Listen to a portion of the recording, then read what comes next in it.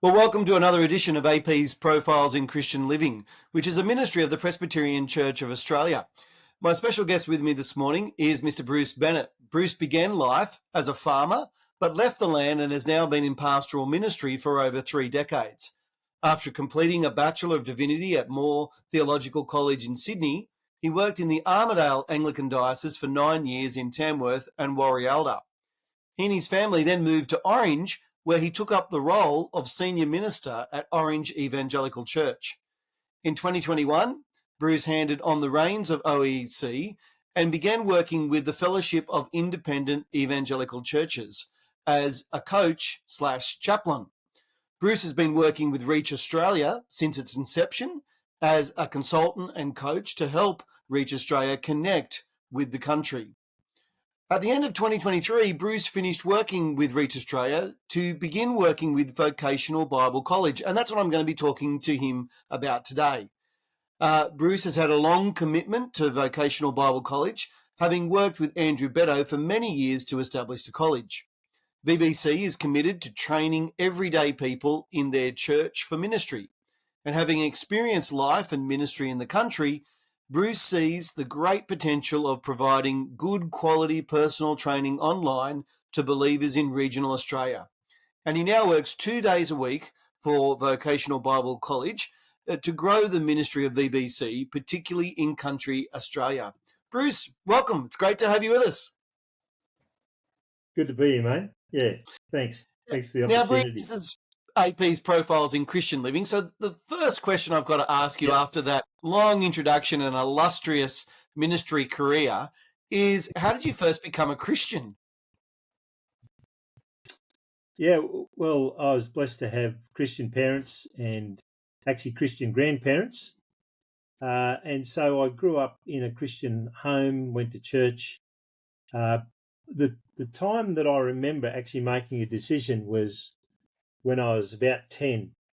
I was at a Christian camp and there was a missionary there speaking on Acts, and he was talking about judgment. And I thought, I think I'm right with God, but it'd be nice to go and talk to him. So I went and talked to him, knocked on his door one night, and we had a chat. And so that's to be honest, I can never remember not knowing about or believing in Jesus. But that's the time when I, remember making a definite commitment, coming home, telling mum and dad, and so that was a long time ago.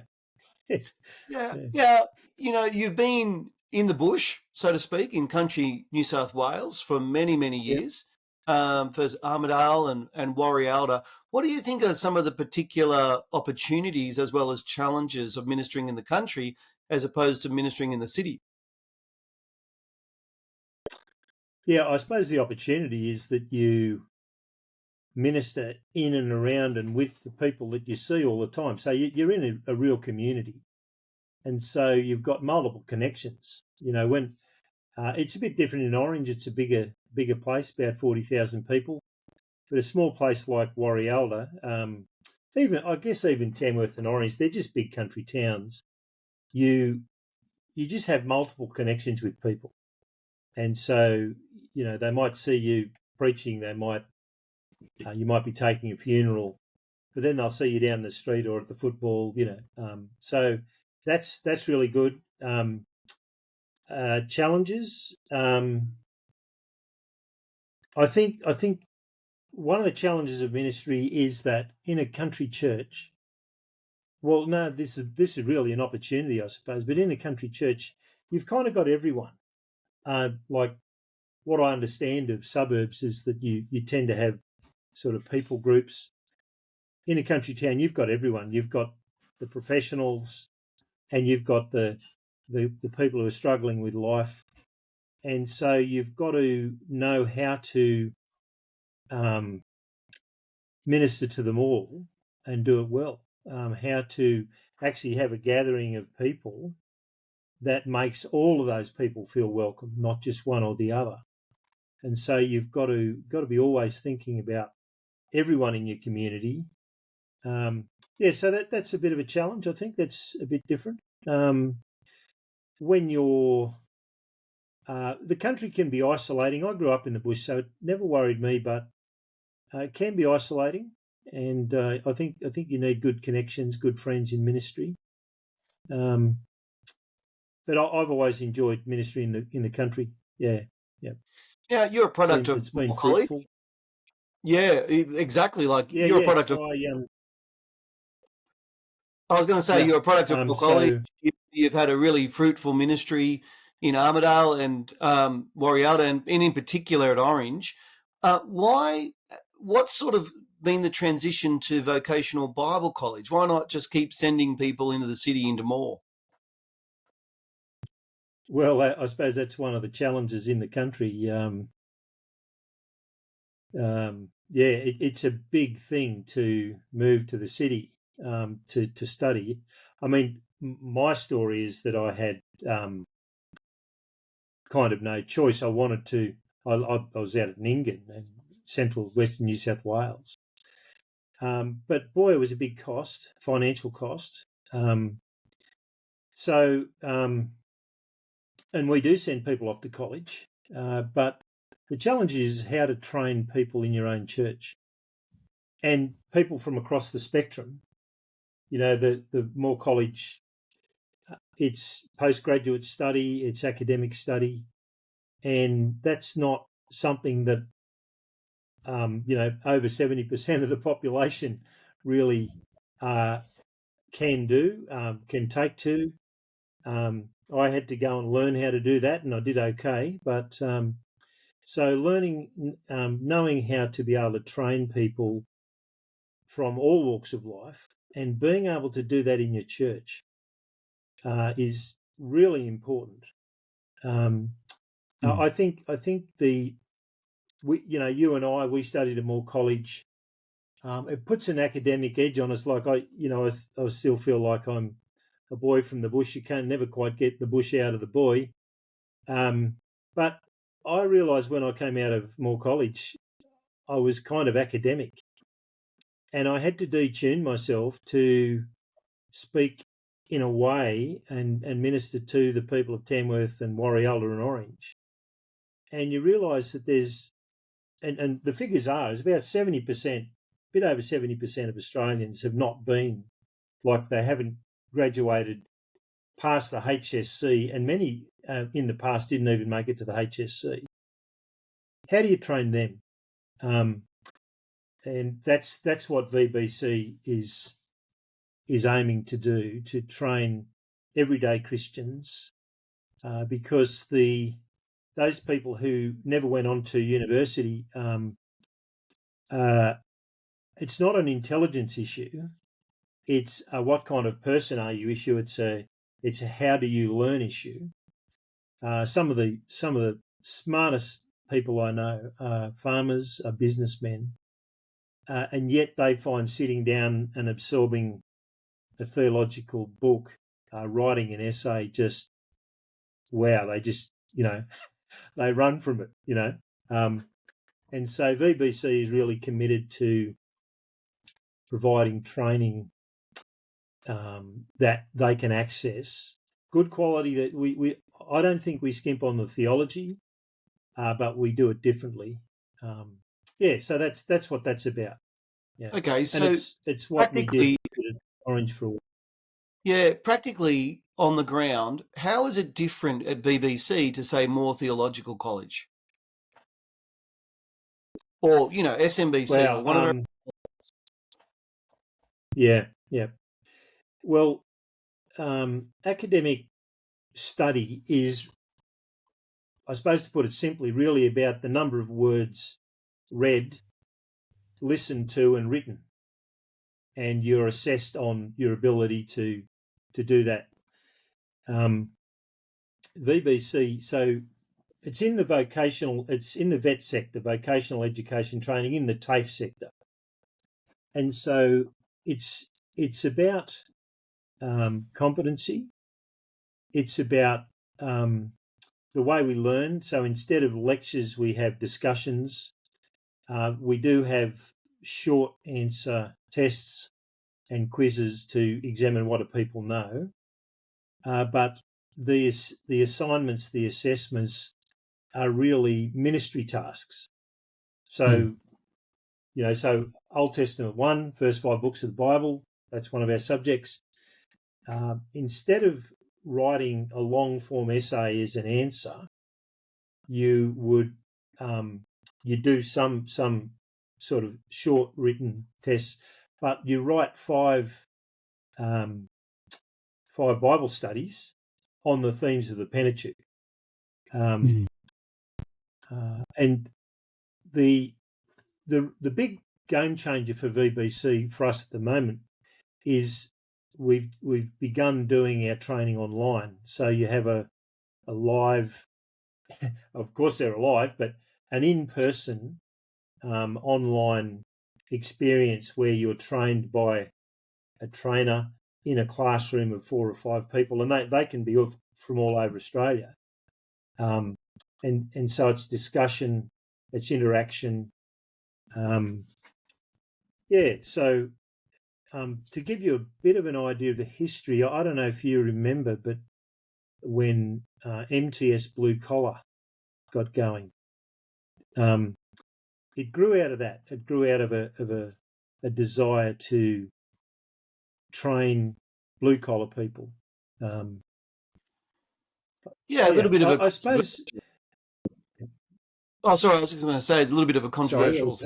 But do you think, as evangelicals who and we all love the word, but do you think we can be a little bit elitist in our approach? That academic study is and academic training is seen as just the only really way to do things. I guess so. I think it's just the way it's been done for a long time. It's kind of what we do. I'd like to get into ministry. How can I do that? Oh, well, you go to a college. And in my life in country New South Wales, virtually no training at all of people in their churches has happened. Because you've got to go away. I think I don't think it's intentionally elitist. I think that's just the culture that's grown up. But you think back into the New Testament, in Acts chapter 4, when Paul and Peter are brought before the Sanhedrin because they won't stop preaching the gospel. It's interesting that the Jewish elite of the day, the leaders say, these are uneducated men, and they can't quite work it out. How are uneducated men preaching, teaching, leading people in a movement? Well, it's because Jesus called and trained uneducated men. And I think the uneducated is right. It's not unintelligent. You read John's gospel, man, oh man, was John a great thinker? Obviously, the Spirit was at work in the inspiration of Scripture, but not unintelligent men, but they learnt in a different way. And I think VBC is saying we've realised the need to provide a different way of learning so that we can engage. The figures are, it's about 70% of people in our churches are not suited to academic or not used to or not ready for academic education. And in that 70% of people, it's our businessmen, our tradies who are out there in the world. They're entrepreneurial, they're problem solvers, and it's a powerful thing. You get academically inclined people who want to analyse and won't take a step forward until they think it through. You put them in the same team as the tradie who knows how to get on and get things done. It's a powerful thing. But those tradies need to learn in a more practical way than just listening and reading and writing. They need to engage. So in the subjects that in VBC, discipleship, for example, we use Just for Starters, and you learn to go and disciple people with that. You actually go and do it. That's the assessment. Evangelism, you learn to explain the gospel and you go and do it. So we're adding practice with learning. Yeah, that's I what mean, that's that's what we're huge. doing. Yeah, it's a huge strength, and sadly, I think something that's probably missing in our theological colleges, which tend to be very theoretical, and they don't tend to emphasise the practical. If somebody's listening to this and they're going, "Yeah, that's exactly where I'm at. I'd love to do something like that." I imagine that they Google it up and they look at it. What sort of time commitment and cost should they expect? Yeah, so I imagine a lot of people. Well, I'm just going to expect that a lot of people will be listening to this who don't have access to a college. Thinking about those 70% of believers who this would be appealing to. The online option is probably the one they're going to adopt. There are 3 qualifications: Certificate 4, Diploma, and Advanced Diploma. They're typically taught in 9 subjects per qualification in semesters. So if you're doing the accredited training, you'll log on. I think we do Certificate 4 Monday, Diploma Tuesday, Advanced Diploma Wednesday afternoons and into the evening. And each subject is about $400. So 4 times 9, that's $3,600, isn't it, for a qualification? Yeah. If you go online, Vocational Bible College, bbc.edu.au, you'll get all the information there. But that's what we're doing. What sort of uptake have you seen with people? Has there been a lot of interest, Bruce? Well, look, Mark, that's we've been through such a journey with this, and we were set up and ready to go back in about 2015-16 with training. And the vet sector model of training, the idea behind TAFE is that you get current high quality industry tradespeople, people in the field of endeavour, whatever it is, who train nurses, mechanics, whatever, in the trade over 3 years. That's typically what happens. And so the model we started with was that we've got highly trained, theologically trained pastors like you and I. We've had first-rate theological educations. Set us up with a Certificate 4 in training and assessing, and then we would be able to actually train our people with this qualification. Well, this is back a few years ago now, and the vet sector, the government opened up, and it got into a complete mess. And the way the government fixed that up was to actually increase the requirements of the trainer. And so it made it so that pastors just didn't have the time to do that. And so now we've gone online, and we've got that's really the main way we're doing it. But because we've done that, what that's done is really in the last 12 months, 18 months or so, well, since COVID, I suppose, COVID showed us what we could do online. It's really started to pick up. And that's why I started working with VBC. I get around the country, and I just thought that I'm really in the box seat to start to let people know about it. So, I think we've got over 50 students at the moment at varying stages of training. We've got a couple of in-person training centres that Andrew Beddoe goes and teaches at in Sydney. But it's starting to grow. One of our challenges, honestly, has been, and look, none of this is intentional. It's just our, I don't know, it's our training culture in Reformed evangelical circles, that VBC is just seen as completely inadequate, or as a kind of a second class option, and we know its limitations, but we've seen guys go all the way. Like there's one guy who's ordained as a deacon in the Sydney Anglican Diocese. He's planted a church in South Sydney.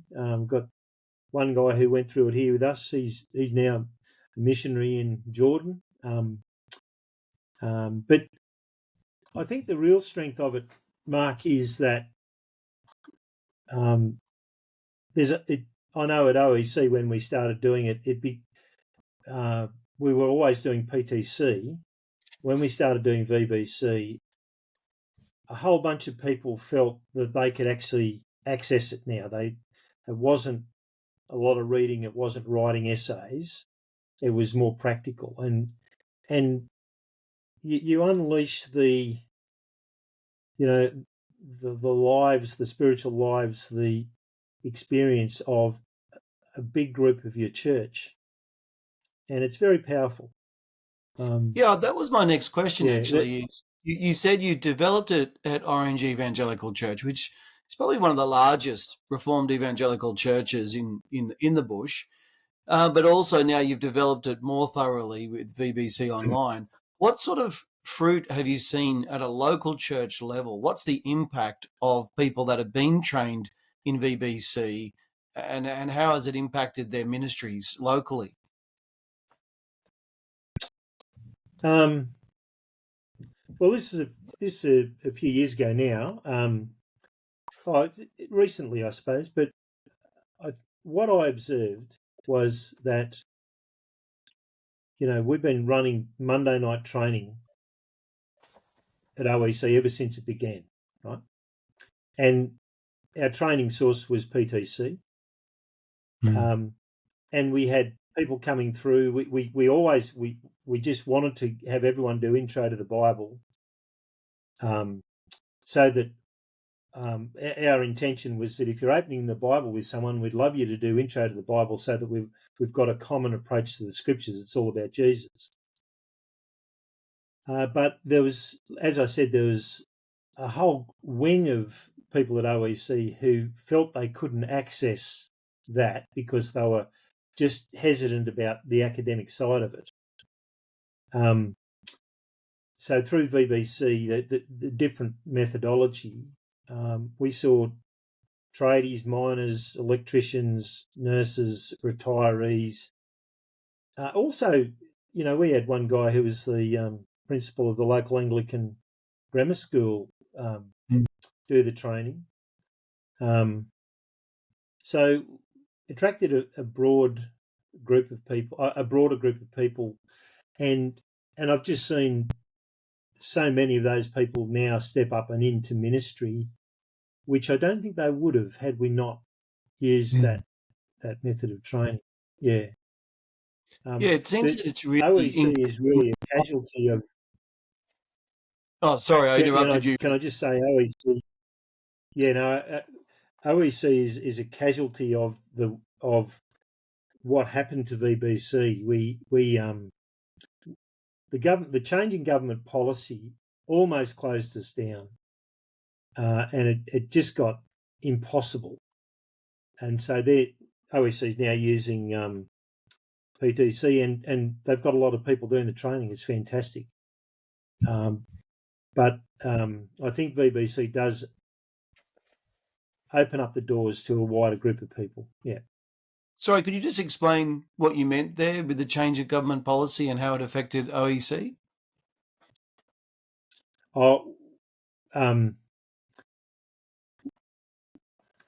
When the government changed their policy of who could train, who could be an accredited trainer. Okay. Mm. That meant that the model that we began VBC on couldn't continue with a local pastor doing it, because local pastors now had to do a 1-year course to be able to be an accredited trainer. And so now to be able to gain those 3 accreditations, certificate for diploma, advanced diploma, you had to be trained by an accredited trainer. And it completely blew our model out of the water. And OEC was kind of caught in that difficulty. But anyway, that's where I really think the online training is got so much potential. There are some, you can get online training at the moment. I suppose this be worth saying, Mark. You can get online training at the moment. The trouble is, and I don't want to, be unkind here. The trouble is that it's delivered by people who are academics in an academic model, and so that 70% people who aren't prepared for that find it quite inaccessible, and much better to learn in a classroom where you discuss, you hear other people think out loud. So we have a virtual online classroom, really. We use Zoom, but so I think VBC's got something to offer that's unique and very powerful, actually. Yeah. Yeah. Yeah. I think probably one of the other challenges it seems that it overcomes is that tyranny of distance in Australia, where if you want to do Yeah. theological training and you want to go the next step, you've got to travel to a major, centre, ideally a capital city. Is that, I think, one of Yeah. the deliberate goals too of breaking down that tyranny of distance? Absolutely. So off the top of my head, we've got students from Grafton, West Wyalong, Shepparton, Taree.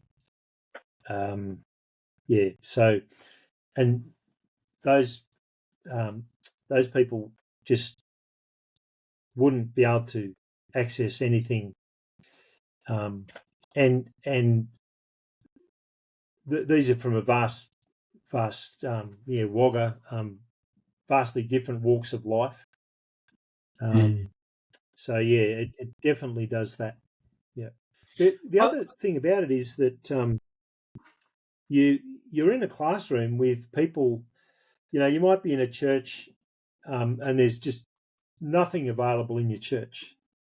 All of a sudden, you find yourself sitting in a classroom with like-minded people, wanting to learn, wanting to grow, and it kind of just it really lifts your spirits and helps you realise that as a Christian, we're part of something bigger than just ourselves and our local church.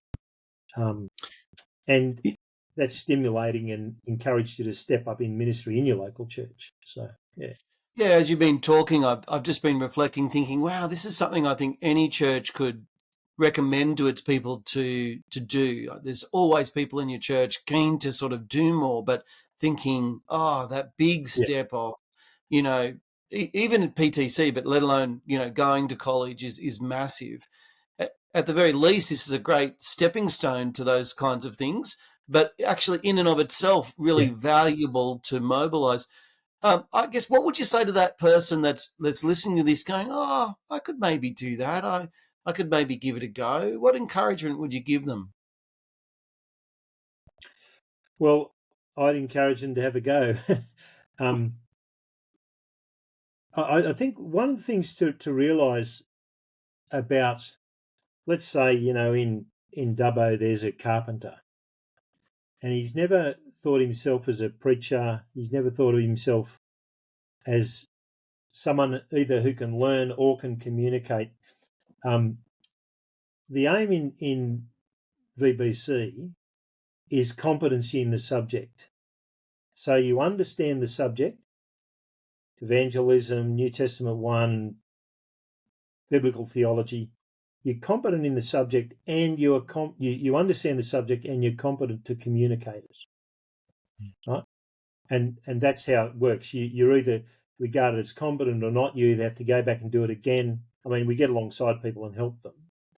So this carpenter in Dubbo, let's say, just off the top of my head, he now understands the subject, and he now knows how to communicate it in his own words, in his own way. That's really powerful, because one of the things I noticed and I've done in my ministry in the country, quite often the people that we have up front are the highly articulate people. They're, we want things to go well. But I tell you what's really powerful is when you get that local carpenter up there front. He still does it well. He you want people doing to the best of their ability, but you just can tell he's a carpenter. And so if you're a tradie, you're a carpenter, you've turned up at church and there's a guy up the front leading or praying or reading the Bible or even preaching, all of a sudden you feel at home. All of a sudden you don't feel like, I can't quite get what this bloke's talking about, Mm. And it's powerful, I mean, you can hear it in my voice, Mark. I'm a roughneck, I'm a redneck, I'm a bushy. I was preaching at a church down in Launceston, and there's a lot of tradies in the church. And this guy comes up and he said, "Oh, that was really good." He said, "I don't know, you're obviously a preacher, but you sound like you're a builder or a farmer or something." And I said, "Well, that's because I am. I was a farmer for a lot longer than I was ever a builder." And so I think that's the power of it. You get local, normal people able to articulate what they believe. The 1 Peter 3:15 thing. Able to give an account of the hope they have. And you now have the gospel being communicated in everyday language, and with those everyday nuances that only everyday people can come up with. So it's very good. Yeah. Yeah, it reminds me when my first my conversation. encouragement. Yeah, my encouragement is, the Lord saved you to be a disciple who will go and make disciples, not to sit on your faith and keep it to yourself. And I think VBC will train you or unlock a potential you didn't know you had to have fruitful, impactful ministry in your church. Yeah, that's what I've seen happen. Yeah. Yeah, it's really well said, and I think it's really needed, and so glad that it's being developed. Something I think I'd like to really encourage my people down here in Hobart to do as well. I remember when I was out of college, and my first congregation was, Wee War. The joke was it wasn't the end of the earth, but you could see it from there. But one of the guys at the door said one day, that's a great sermon, but what difference is it going to make to my life on Monday morning, when I get on my tractor? Yeah. And there was an older pastor that told me that anecdote, and it really stuck with me. And I thought, you've got to think through practically what difference is this going to make. And so it seems like VBC is really filling a real niche there, not just in practicality, but really in training and helping people to feel equipped to make disciples. Well done. It sounds like a fantastic thing to be a part of. Yeah, I think I think that the church has suffered by. Well, I'll give you an example of what I'm trying to say. Where I actually met Andrew Beddoe was at a gathering of Anglican clergymen in Sydney who had gathered. Ben Fowler had actually got us together. They'd gathered to ask the question, why don't we have blue-collar people in our churches? I didn't realise this, but in the city, apparently churches are largely professional. when you think about it, like attracts like. So if you've got an academic, professional type pastor, you're going to attract them. And that's where we met, where Andrew and I met. And I think that illustrates the challenge, and that illustrates what it is we're trying to do, to have all of God's people, give all of God's people the opportunity to learn, to grow, to become the disciple-making disciples we see spreading out. It's interesting in Acts, isn't it, that persecution happens, the disciples spread, and the gospel goes with them, and the apostles actually catch up with what's happening. Well, how did it get there? Well, actually, it was the disciples who took it with them.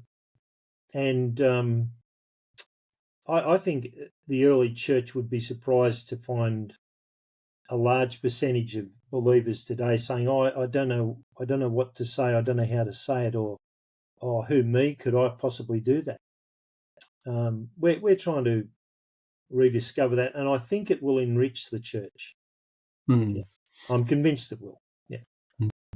Okay, well, thanks so much. Again, if people want to find out more about VBC, what's the best way of accessing that? Well, you've got my contact details. Give me a call, and email and all that. I think you've got all that. And the website, go on there and you can read about it. Look, can I say, Mark, at VBC, I describe VBC as a fledgling chick, for, kind of standing on the edge of the nest going, is this going to fly? Is it? Well, I think we might be actually had a flight and we're back, and we've survived, but we've got a lot of work to do. But the basics are in place. We've got a website, a lot of information there. The thing I'd recommend people do is have a look, sign up. If you've got any questions, give me a call. Yep. All right. And if you can put out more information, that'd be great. Yeah. Yeah, we'll try and put all those details in the show notes, and so that people can access them. Bruce Bennett, the mother hen for Vocational Bible College. Never been called that before. Yeah. That's right. Well, it's been great to have you with us, and it's been really excellent to hear about the initiative, and I can see how it can have a real effect for the gospel here in Australia, and I'm sure even overseas. Thanks so much for joining us. Thanks for the opportunity, Mark. Well, this has been Mark Powell for AP's Profiles in Christian Living. I hope you've enjoyed this episode, and I look forward to seeing you next time. Okay.